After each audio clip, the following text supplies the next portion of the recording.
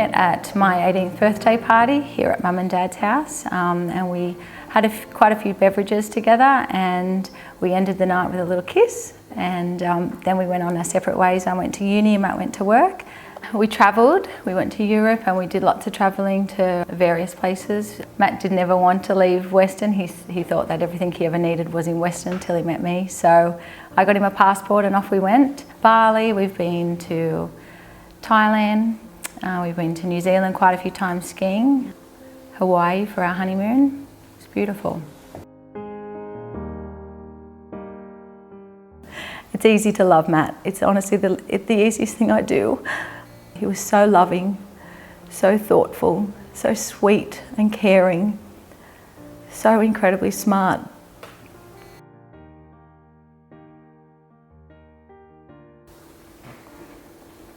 So we went to bed one night and I'd fallen asleep on the lounge, so Matt carried me to bed.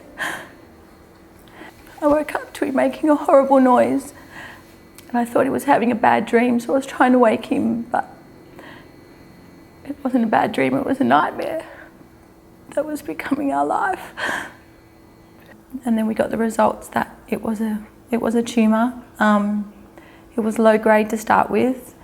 And Dr. John Christie performed the surgery, and life kind of went okay for a good amount of time. Maddie asked, he really wanted to have a baby. He asked Dr. Christie if we could. Yeah, Dr. Christie said, I wouldn't stop living. And Maddie said, well, it's what we'll do. So then we were blessed with little Imogen. We just didn't want to miss out on anything.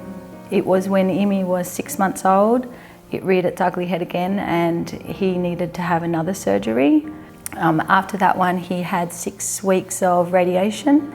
The results were great. So we had 4 years of pure bliss. So we decided that another baby would just complete our little picture here. We got our little baby Aiden, and he's just a little mini Matt. He's just perfect.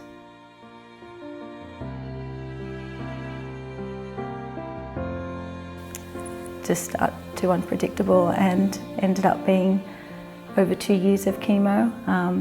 We had another round of radiation, and yeah, it wasn't meant to be. Being told that there was nothing more that they could do, we still didn't want to believe it.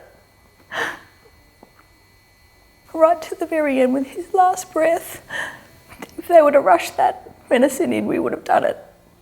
It wouldn't have mattered, and we said, no matter where, no matter how much, where we've got to go, we'll do whatever it takes.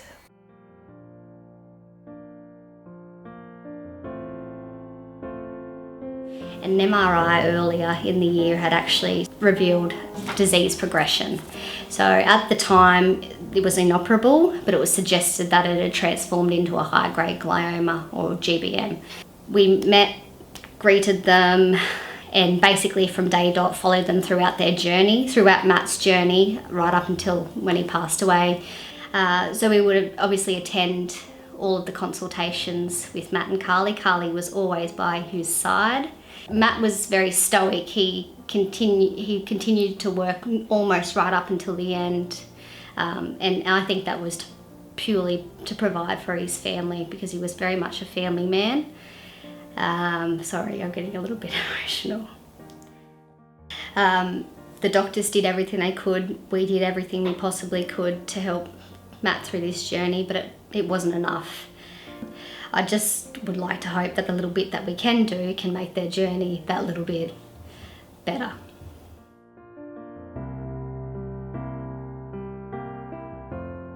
So we went on a cruise, which was, I guess, going on to it, we knew it was going to be our last family holiday. And Maddie walked onto that boat, and we were medevaced out of New Caledonia. We were talking about options, about where we can go, and Matt and Carly's option was to go home. Unfortunately, we didn't quite get there, and Matt passed away in the Mater Hospital.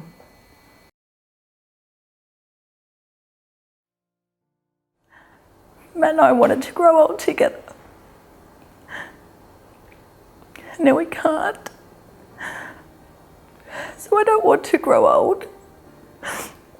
We just take each day, days it comes. Really focus on Imogen and Aiden, just like Matt did. That was the last thing Matt and I talked about in the hospital. So I laid next to him and I held his hand, and how I would help me find a husband as perfect as her daddy, and how I'd help Aiden be a husband as perfect as his daddy. And I'd help them achieve their dreams that Matt and I thought that they would have.